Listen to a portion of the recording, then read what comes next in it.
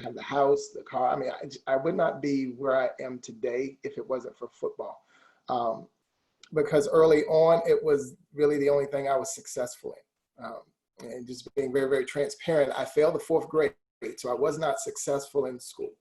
For a number of reasons, 95% being me. Like I was just, for whatever reason, I just was not interested in school. And so that was certainly a very difficult time. And it took me a while to understand, but I always did what I needed to do to be able to play. When you're playing recreation ball, there are no, grade requirements. It's not until you get really into, maybe middle school, but certainly high school, right? There's a requirement that's necessary. And so what I tell people, football sustained me long enough until I could understand the value of an education, right? So I am indebted to football forever. So as a head football coach, I coached for 20 years. This past year was the first year I was not on someone's sideline. I stepped down. I was the coach at Southwest Guilford High School for the last 6 years. My son received a scholarship, football scholarship. And so I just remember being an athlete in college and having my parents at the game meant the world to me. Like, I don't think I ever told them, like, hey, I want y'all at every game. But having them at mostly all of my games, it was special. And so I just told my wife, I want to be available to be in the stands so my son can experience that as well. So stepped down from being a head coach. It was a difficult decision, but one I was certainly okay with, knowing why I was stepping down. I'm not going to be before you all long. I do think I've got some things to share that may be able to help you just with my years of experience. Like I said, I've coached high school football for 21 years. Played high school football, Arlington, Virginia, Wakefield High School. Went on and played college, 2 years at Ferrum College, and I played a year at Towson. It was Towson State University back then. It's Towson University now. Graduated from Towson in 1992. There was an incredible shift that went on when I arrived at Ferrum College in 1988 and sat down with my academic advisor, and she asked me what I want to study. I said, I don't know. I'm here to play football. Like, that was my mindset. I'm here to play football. And something incredible happened along the way, between that year and graduating from Towson. There was a shift. Like, it was always football, football, football, football. That was all I ever wanted to do. And about halfway through, after my second year at Ferrum College, and I transferred to Towson, I started to realize, I'm pretty smart. Like, I can do this thing, and I might just get a degree, right? So, before I know it, it was like education was here. Like, education now took precedence in my life, which I never imagined happening. Then I get my degree, and then I got my first master's, a couple of years ago. I'm currently in my second graduate degree program. So I can't tell you how much I love the game of football for what it did for me. So as a head football coach, I challenge my players all the time. Don't tell me you love this game if your actions are not going to show it, right? At Southwest Guilford High School, when I arrived there, they won one game the year prior to me taking over as head coach. One game. And I apologize. That's my dog. My wife's trying to keep him quiet. But they had won one game. And the school history, I think they had one winning season. School started in 1979. So they had not won more than 6 games in over 20 years. So my first year we won 2. My second year we won 3. By year four we won 9. First time in school history. We went to the state playoffs for 3 consecutive years, first time in school history. The program was turned around. And I don't take all the credit for it. What I do take credit for is challenging young people. And there was 2 things that you needed in order to play for me, and that were grades and character. I didn't talk X's and O's. I didn't talk 40-yard dashes. I didn't talk bench press squat. I taught grades and character. If you had those 2 things, we were going to win. In my county, there are 4 high schools. My high school had not beat the other 3 high schools in 17 years. 17 years, we had not beat any of the neighboring high schools. My first year, we lost to one of them, and they were defending state champions. We lost 66-0. 66-0, we took a loss. And I'll never forget, third quarter, official leans in my ear and he goes, "Coach, you want me to run the clock?" And I won't use the exact wording, but I said, "No, we're not going to run the clock. I want to experience this loss however bad it's going to be. I'm going to experience it. My players are going to experience it. My coaches are going to experience it. We're all going to experience this loss so that it never happens again." And today, that team has never beat us again. They've never beat us again. So we changed the culture based on two things: character and academics. So I'm going to talk to you today just about four things, and I would really appreciate the athletes writing this down. Four things: faith, your education, your family, and then football, right? And I would like you to write that down, and then as you make your transition, if you're going to school or if you're going to be at home, I'm not sure. I apologize. Let me mute this. I'm not sure if you'll be on campus or at home, but I want you to have those four things written down somewhere where you can see them: faith, your education, your family, and then football. Because that's going to need to be your order of priority.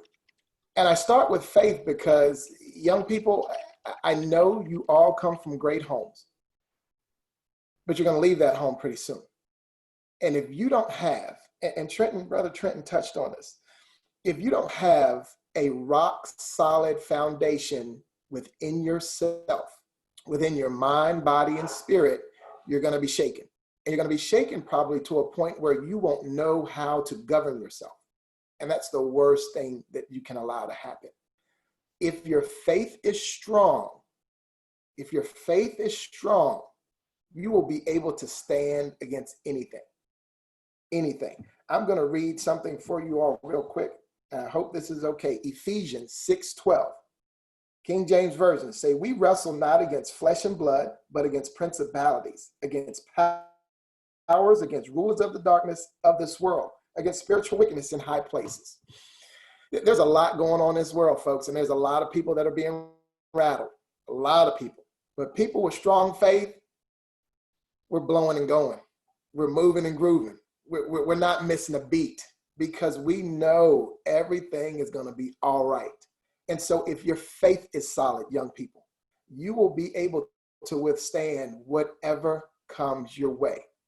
Trust me. So put your faith first. If it's wavered, if it's not solid, wherever it is right now, increase it. Spend time with the word, spend time in prayer, and you will be able to sustain yourself in the darkest hour. My senior year in high school, and again, I was football. I sustained a pretty gruesome injury. You may be able to see I've got a nice old scar there and a nice old scar there. I've got one on both sides. Compound fracture, both bones broke completely in half. Homecoming game, senior year. I'm laying in the hospital. This was homecoming game. I was being recruited by Virginia Tech, Syracuse. And then this happens. And the phone call stopped because I was not a great student. As I said, I was not a great student. The phone call stopped, and then it's like, what am I going to do? Like, football was my identity. Football was everything. And so all I knew to do was pray. Like, Lord, please, I just want to play this game again. So turns out the doctor said, for bad of a break as it was a good break. It was a clean fracture. They put a plate on both bones. I played baseball that spring, healed 100%, and everything worked out. I played football that next fall. Did I get the scholarship to Virginia Tech or Syracuse? No.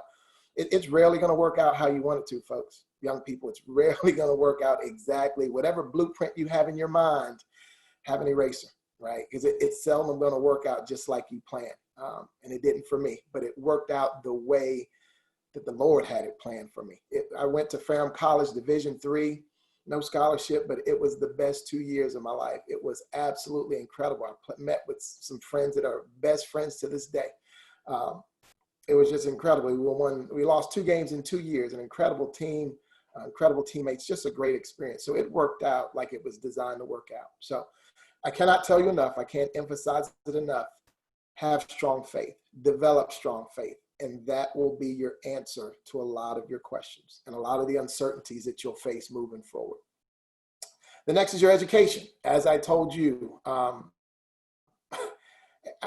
was not that kid. Like, I was football only, but I learned, and I learned to me at the right time, because I have flourished in my desire to be educated, and to learn more. And I have been able to communicate to young people the importance of education, and they've heard me. And as a result, during my 6 years as a head football coach, I put more kids in high school on scholarship, some on scholarship, some on not, but they were able to fulfill their dream of playing college football because their academics were such. What I help parents and students understand is there are so many opportunities out there for you to play college football. As you all know, you all have an opportunity to play, but there's a place for everybody to play. And where you start, it may not be where you finish, but there's an opportunity for everybody to play somewhere. And the more solid you are as a student, the more opportunities you will have. Again, Brother Trenton touched on this a great deal. Make yourself known as a student athlete, a student athlete. Like, I told my players for 6 years, I told my two boys in my home, we're going to dispel the myths. There are no dumb jocks in my football program, certainly not in my home, and certainly not dumb African-American jocks. Absolutely not. I tell people I perpetrated I enhanced the perception that some people have of Black male athletes. I enhanced it. There's nothing I can do about it now, but I enhanced what a lot of people said and thought about Black male athletes. I did that. I underperformed for a very, very long time.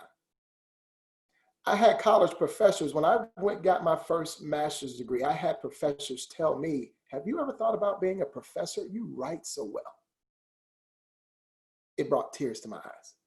Because I remember back in elementary school getting my papers back, and they were so red with correction marks that you would have thought I wrote the paper in red. And now I've got professors. So I had this ability all along, and I didn't use it.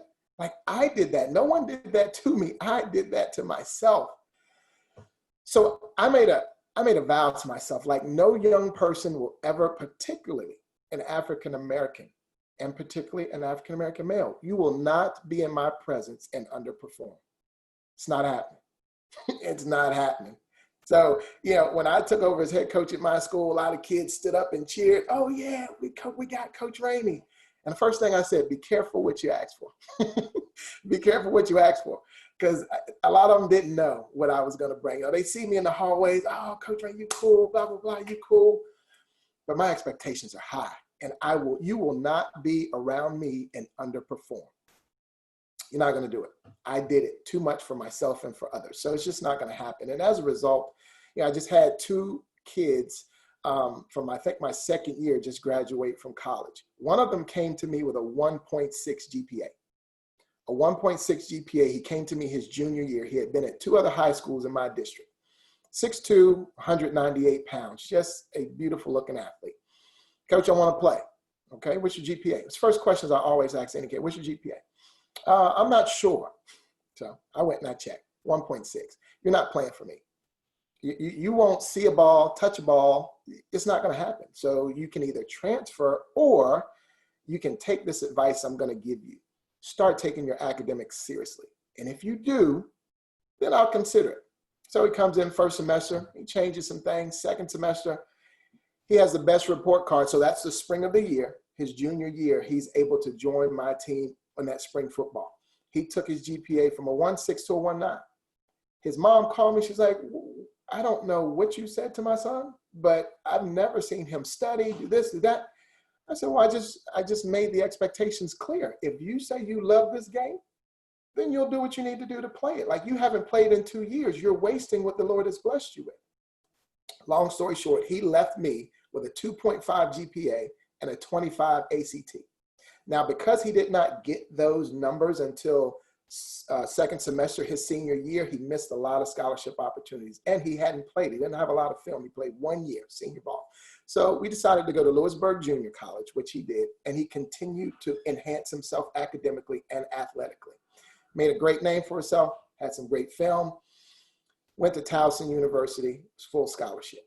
Just graduated from Towson University, came to me with a 1.6 GPA, just graduated from Towson University, got a phone call from the Philadelphia Eagles. We thought he was going to get drafted. That didn't come through, but he will be in the NFL very, very shortly. He gives me a lot of credit. I don't take the credit. I give God all the glory. I just tell him he was receptive to my words. Like, it's not a magic thing, folks. It's not. You have your faith right, and then you put a sound backing behind your education, like invest in yourself. And he did it, and he got the results, and so have a lot of other kids. And so you don't lose yourself as a football player, and we'll talk about that at the end with your academics. They're so important in everything that Trenton talked about, folks. Young people, you have to do. Make yourself a priority. Let your professors know you do all those little things that so many young people don't do. Introduce yourself, look them in the eye, him or her in the eye, firm handshake, articulate yourself, stand up tall, speak up in class. If no one else in class is talking, you be the one. I tell my football players all the time, if I walk by that classroom, you should be in that first row. You should be in the first row. That's the expectation. You're in the first row. It does not matter if you say, oh, the teacher had a seating chart and they put me in the back. No, you go and Mr. Business such and such. I learn better when I'm in the front row. It's the expectation.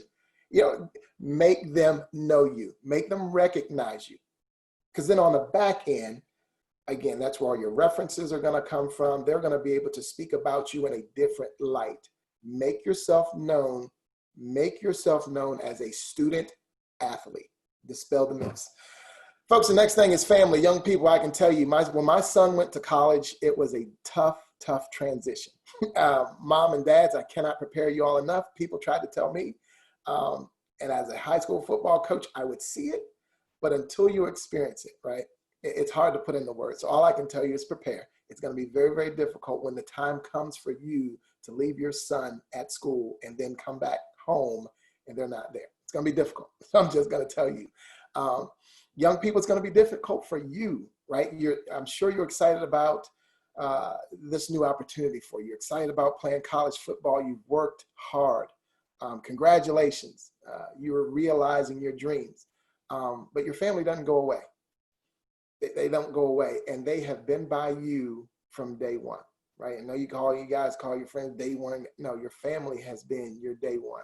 I tell my students at school, players, like, I never wiped your tail. I never wiped your nose. I never bought you anything. Like, mom and dad, outside of the good Lord, mom and dad.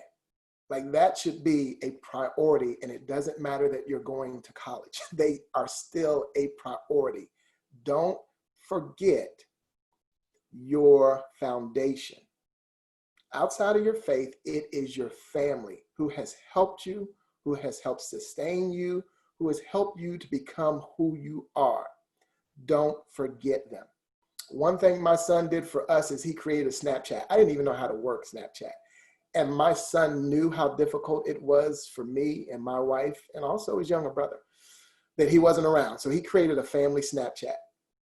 It was the best thing he could have ever done. He checked in with us daily, on his way to class, on his way here and there. He doesn't do it anymore. He's kind of weaned us off. But it was very, very difficult, and he did that for us. And it was so thoughtful, and we were so appreciative as parents to still have that connection with him, even though he was not in our presence. So young people, I beg you, don't get to college and forget about the people who love you the most. Okay, I cannot emphasize that enough. Don't get to college and forget about the people who love you the most. Find a way, Snapchat, however, find a way to stay connected with them. Mom and dad, it may not be a weekly call, whatever, as a college student athlete, they're going to be busy. The demands on their time is going to be so. I used to tell my parents and kids all the times, we can't prepare you as a high school. We can't have that much of your time. We're just not allowed. And so there's no preparation for it.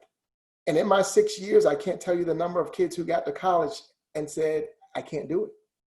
Like I thought I wanted it, but I didn't, you know, because they see the signing day, they see the putting on the hats, they see all the glamour that goes into being particularly a scholarship student athlete. They don't see the behind the scenes. One of the first things my son said, you know, the coaches came, they sat in our house and they were very nice and charismatic and said all these nice things and and then, you know, they get to college and my son was like, no, they're different. They talk different. It's different. Like when they get on the field, these people pay their bills. They pay their mortgages, support their families based on 17, 18, 19-year-olds. Yes, they're going to say and do things in your home to recruit you. But when you get there, it's different. I don't want to say you're no longer a priority because everyone's a priority. The team's a priority. During the recruiting process, you feel like you're the priority. And sometimes it sends mixed signals to kids if they don't fully understand the process and fully understand what's going to happen when you get on the other side, right? And so all the attention's on you during the recruiting process. But once you get to school, once they have you, you don't get that attention. Like then it's time to go to work. You've just got to show up and earn what they think you deserve, right? You have to go and prove to them with all these other kids who have the same thing in mind, like I'm going to go play.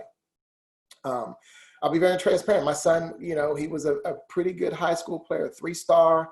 He had 3 offers, not a whole lot, a lot of interest. He had played quarterback from the age of 7 all the way to his senior year. You know, he wasn't getting recruited like we thought he should be as a quarterback. And people said, hey, if you were a defensive back, we'd recruit you. And so he converted to a defensive back, got a full scholarship, but you know, he didn't play. So he went from playing every snap, every game, being the star in the paper, doing interviews, to sitting on the sideline, to standing on the sideline at practice, to not being really like being an afterthought. That took a toll on him psychologically. His grades suffered. My son graduated, I don't think he'll mind me telling you, he graduated from high school with a 3.8 GPA. He just transferred from his first school, and when he left, his GPA was considerably lower, considerably lower. So when I go back, I'll go all the way back to the faith part. Like he's a young man of strong faith. We've had some things happen in our family where he's had to have strong faith, right? So he's a young man of strong faith, but he was still rattled because football is a big part of who he is. And so he lost himself. He lost himself. And as a result, something that he knows me and his mother hold as priority number 1, your education, he lost sight of. And as a result of it, his GPA dropped tremendously. So that goes all the way back to the faith piece. You know, and even with that faith, you're still going to be challenged in ways you've never been challenged before. And he was. He's recovered now. So I can just tell you, you have to be ready and know that what you're about to experience, there's no real preparation for, right? All I can tell you is if you love the game, you will endure it, right? You will endure it. So that takes me to football, my last piece. Again, I started off saying I love the game of football. When I say I love it, it's different, I think, for me than a lot of young people these days. I do know that there are some kids who love it, but I also know there's a lot of kids who are caught up in the jerseys and the gloves and the hats and the lights and the interviews and the social media and the highlight videos. And we didn't have all that when I was playing. I just love to hit people. Like I just love to hit people. Like I'd run at anything. And so my passion for the game just came from my pure love of the game. That's what you're going to need to sustain you. Because from a coaching standpoint, you're going to be coached differently. Again, these men pay their mortgages and bills based on your success. And if you're not being successful, you run the risk of them being terminated. Like coaches get fired if their teams don't produce, right? And so these coaches, they have a stress level about them that produces language and behaviors that you probably have not seen before. Because high school coaches, as long as you don't do anything crazy, you're going to keep your job. It's not based on your wins and losses. So just know you're going to be challenged in ways that you haven't been challenged before, and be ready for that. Like, don't hear the yelling, hear the coaching. Don't hear the language, hear the coaching. They want you to be better. I will tell you this, most of you young people, I think all of you all have committed to your schools already. And so this may be just something still to consider. We chose a school for my son to go to, and it was his decision based on the coach's philosophy. So the head coach at the school my son went to originally, the conversations he had with my son was about reading, like how important it was to read. And how, African-American coach, how important it was to be a student and then be a student of the game. Like, I was like, wow, yes. And then he talked about faith. And that as coaches, they did Bible studies with their players. Yes. I wanted a coaching staff and coaches that were going to continue to raise my son the way I had raised him. That's what we looked for, and that's what we went with. Well, 2 years in, that coaching staff got fired, right? So again, things that you may not have in your blueprint right now, what you see your future looking like over the next 4 years, be ready for change. Again, it goes back to the faith part. If your faith is not solid, right, and your love of the game is not solid, you can be shaken to your core, right? So make sure all those things are in place. So coaching staff changes. Coaching staff, the new coaching staff does not have the same philosophy. When my son sat down with the new head coach and he was asked, what's your number one priority here? My son said to get his degree. The coach said, no, it's not, it's football. When my son called and told me that, I said, it's time to go. It's time to go, right? My son has had 2 shoulder surgeries. He's just blessed to still be playing. The game of football can be taken away like that. Remind you, one play for me, and it potentially was gone. So what coach in their right mind would tell you the game is more important than your degree, which is going to take you farther than you could ever imagine? We left. Long story short, we left that school. Our philosophies didn't align. Philosophies did not align, right? And so that's very, very important, young people. You were raised well. And so when you get into the environment, actually get into the environment, because again, it will change different from what the person who sat in your house and told you things, it's going to change. If it's not aligned with how you were raised, do not change who you are. Do not change who you are or how you were raised for the sake of playing football or appeasing someone. Don't. Stay true to who you are. Stay true to your upbringing. And if that means leaving, then you leave, right? There are so many great programs out there and great coaches that are interested in raising men. Interested in raising men. And understand that it is different for us, for African-American men. Brother Trenton touched on it so beautifully. You may be sitting in a class with a professor who says, oh, they're just here because they're Black and they're an athlete. Like my neighbor down the street wanted to come to the school, but they couldn't get in and they had the GPA. There's animosity amongst people, professors.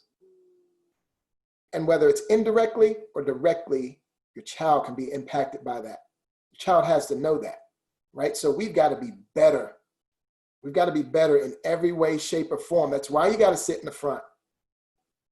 That's why you can't underperform, because there's strikes against you already. Like, I didn't know that. I didn't understand that for a very, very long time, folks.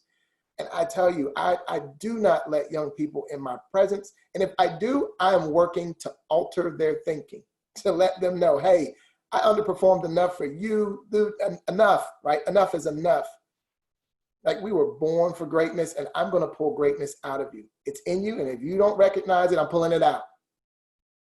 And someone else should be able to pull it out as well, because it's in there. So don't change who you are to appease or please someone else for the game of football. Be prepared for change. Just be prepared for change, right? But don't change who you are. I really wish we had the ability to talk. I know the parents are muted. That's really my spiel. That's my thought. I put my contact information in the chat bar. I'm always available. I'm always available. Once a coach, always a coach. I've been on both sides. I haven't been a college coach. I got friends who are college coaches. I know the landscape. Parents are, there's just not a whole lot you can do. There'll be some times where you feel helpless. You'll get phone calls from your child. As a head coach, I used to watch film, right, of my child, and I'm looking and I'm like, ooh, I know what it looks like. And he called, like, I'm not getting a chance. I'm not getting a chance. And it happens. It happens. And it's unfortunate. And so you have to be ready for all that. Like, you have to know that in your soul and your spirit, that that good will prevail. That as long as you are out there giving your best, doing everything in your power, good will prevail, right? You just have to be committed to the process. And so parents, just keep doing what you've been doing, right? Just pray for them. Pray for them, because they're going to need your prayers. And really, that's all you can do. Be there to support and listen. And then just keep them prayed up. That's so important. That is so important. And so I don't know if there's anything in the chat box, if there's anything that I can, if there are any burning questions that you may want to throw in the chat box, if we have time for it. I don't know, Sandra. So what we hear in the chat is really thank you. Thank you for your honesty. Thank you for, just sharing what really happens. Yeah. And when you talk about putting faith first, then your education, your family, and then football, and not getting lost in the glitz and glamour. Sure. And that a student athlete is a student athlete. It's not an athlete student. Correct. And the realization and the honesty behind coaches need wins to keep their jobs. Correct. Correct. Goes into the decision making on who gets to play. Correct. And so while you may have, what did you say, handled the ball every game, every snap? Yes. And then you go off to college, and you and the other 10 freshmen that they've recruited, yes, that have the same stats that you have, yes, are still behind the seniors and the juniors who have already put their time in on the bench so that they could play. Correct. Correct. And so not to get upset and spiral into a depression over football, that you don't pay any attention to your academics. That's right. That's right. That's right. And it's easier said than done, but you have to having the information, right? You have to just trust and believe that the only reason I am here is because I've personally experienced it with my own child. I've seen it with tons and tons of athletes. And you have the information, folks. And so what do you do with that information? Right. You govern yourself accordingly, hopefully, and know that it potentially could happen to you, and just say, hey, this is what I knew could likely happen. Listen, the number of freshmen that start or play is very, very, very small. Like, if I'm a coach, I would rather have a 21-year-old, 22-year-old playing than a 17 or 18. Right. Experience is crucial. Experience is key. And so I know a lot of young people think, well, I know, there's a lot to learn. And so you brought up a great point that those seniors, those juniors and seniors who are there, they spent their time on the bench waiting to play.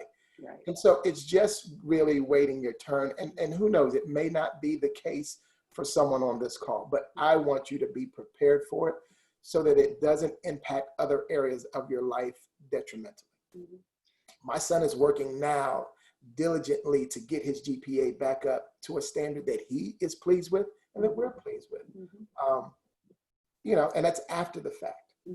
But it was a lesson learned. But he would not want anyone else to endure what he has endured, right? And so knowledge is power. So I pray that you take it and use it. Well, thank you so much for your time. I really appreciate it. I will make sure that our parents and our athletes get your information and your contact information so that they can get in touch with you should they have any questions or just want to follow up and chit chat for a bit. Sure. I appreciate it. You're welcome. Thank you so much. We're going to take a 10-minute break, and then come back with our closing and next steps. Thank you, Mr. Rainey. Thank you all. Take care. Good luck to everyone. Good luck to everyone. Be blessed.